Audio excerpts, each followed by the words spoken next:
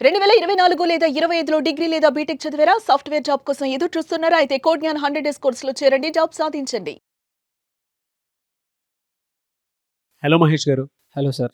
Previous వీడియోలో మీరు చెప్పినటువంటి అబండెన్స్ మైండ్‌సెట్, స్కేర్సిటీ మైండ్‌సెట్ తర్వాత మన పేరెంట్స్ ట్రాప్‌లో నుంచి మనం ఏ విధంగా ఆలోచించకుండా మన జీవితాన్ని మనం కొన్నిసార్లు అప్డేట్ అవ్వకుండా చేసుకుంటాం అనేటువంటి పాయింట్‌లో వీడియో చెప్పడం జరిగింది. అంటే వాల్యూస్‌ని ఎక్కడ మర్చిపోలేదు. వాల్యూస్ గురించి కూడా గొప్పగా చెప్పారు. మన పేరెంట్స్ మనల్ని పెంచిన విధానంలో ఎలా ఉంటది. బట్ ట్రెండ్ కూడా అర్థం చేసుకొని మనం అప్డేట్ అయ్యి వాళ్ళకి చెప్పాలి. దానివల్లే మనం సక్సెస్ అవుతాం అని చెప్పేసి చెప్పడం జరిగింది. ఈ వీడియోలో ఏం చెప్తున్నారు? నెక్స్ట్ రీజన్ ఏంటంటే మీ యొక్క ఎమోషనల్ అసోసియేషన్ విత్ మనీ ఏ విధంగా ఉంది అనేది తెలుసుకుందాం. ఎప్పుడైతే దీన్ని బాగా అర్థం చేసుకుంటామో అప్పుడు ఆ ఎమోషనల్ అసోసియేషన్ అంతా కూడా కంప్లీట్‌గా మనం మార్చుకోవచ్చు టు అట్రాక్ట్ మోర్ మనీ. చూడండి, ఈ మనీ స్టోరీ అనేది మనీ గురించి కథ. అది మీతో మొదలవ్వలా. ఏన్షియంట్ పేరెంట్స్ దగ్గర నుంచి అట్లాగే మొదలైంది. పాత తరం నుంచి అట్లాగే మొదలైంది. కానీ మీతో దాన్ని ఫుల్ స్టాప్ పెట్టేయొచ్చు. మీతో ఎండ్ చేయొచ్చు. ఎలాగా అనేది మనం డీటెయిల్‌గా తెలుసుకుందాం. సో చూడండి సార్, చిన్నప్పుడు రకరకాల డబ్బులు ప్రాబ్లమ్స్ అంతా కూడా చూసి ఎమోషనల్ ఇన్‌స్టెబిలిటీ, ఇన్‌సెక్యూరిటీ ఉంటది.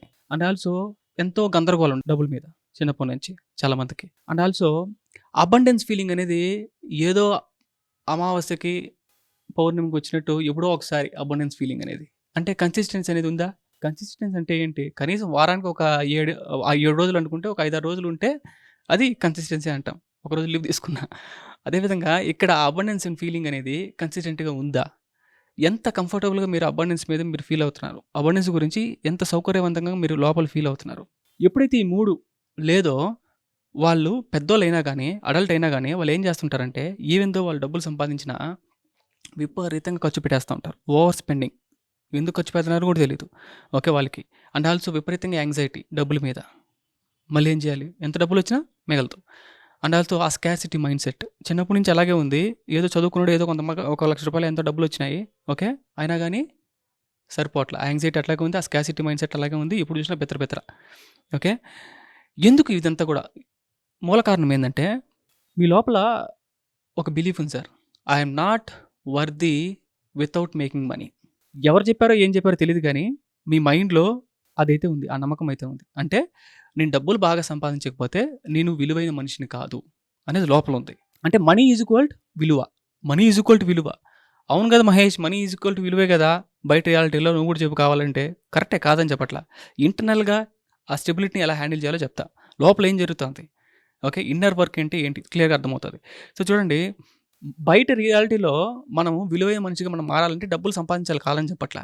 కానీ లోపల ఎంత స్టెబిలిటీతోనే మనం అట్రాక్ట్ చేయగలుగుతాం. సెక్యూర్ ఫీలింగ్‌తోనే మనం విలువైన మనిషిగా లోపల ఫీల్ అయితేనే మనం అట్రాక్ట్ చేయగలుగుతాం.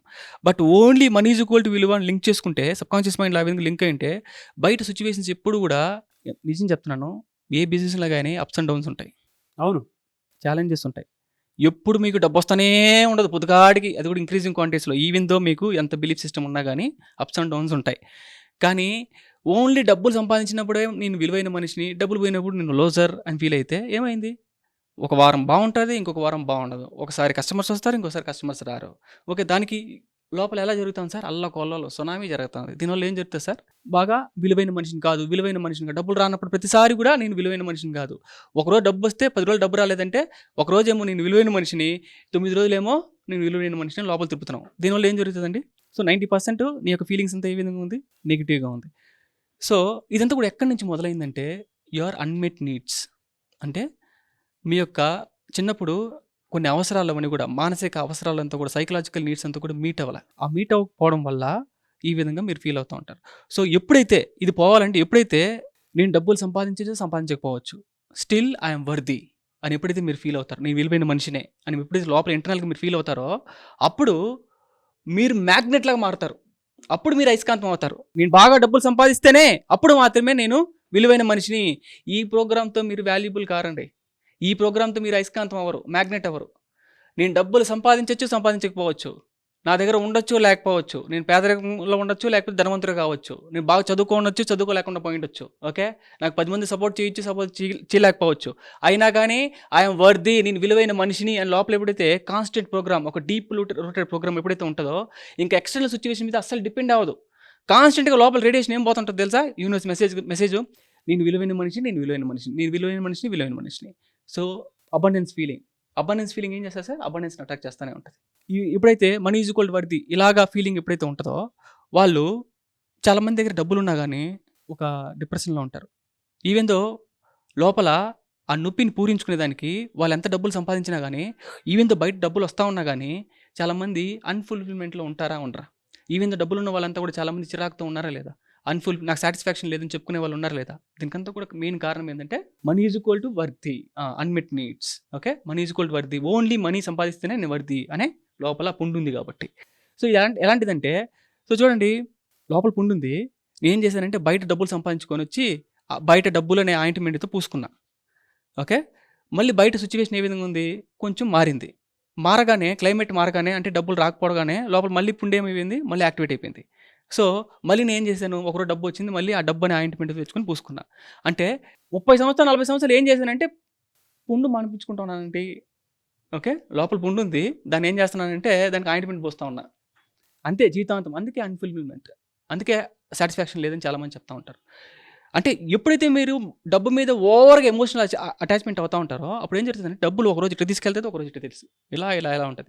మీ యొక్క లోపల సెల్ఫ్ వర్త్ అంతా కూడా ఇలా ఉంటది. అలా ఉంటే జీవితం అంతా కూడా ఇలా పుండు చూసుకుంటా ఉన్నానండి జీవితం అంతా అయిపోయింది జీవితము అని చెప్పుకుంటుంటారు చాలామంది.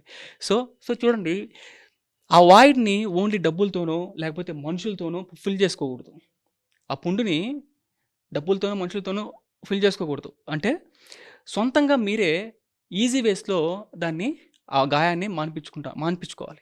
Through nature. యెస్. అంటే మీ యొక్క ఆలోచన స్టేట్‌తో మనం హీలింగ్ ప్రాసెసెస్‌తో ఎప్పుడైతే దాన్ని కంప్లీట్‌గా క్లీన్ చేసుకుంటారో, హీల్ చేసుకుంటారో, అప్పుడు మీరు ఎమోషనల్‌గా అటాచ్ అవ్వరు. ఎనీవేస్ థ్యాంక్ యూ అండి. Thank you so much Mahesh గారు. చాలా మంది క్లాసెస్ ఎప్పుడు ఉంటాయని చెప్పేసి అడుగుతూ ఉన్నారు. ఎప్పుడుండే అవకాశం ఉంటుంది? నవంబర్ 25th నుంచి సార్. Healing and manifestation.